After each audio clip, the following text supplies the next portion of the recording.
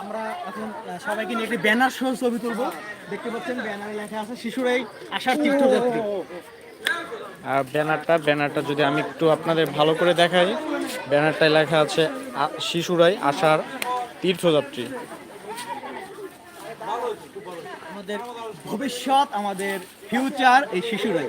সামনেই সবকিছু এরাই দেখবে, এরাই চলবে। তো সুশিক্ষার দায়িত্ব তো আমাদেরই, তাই না?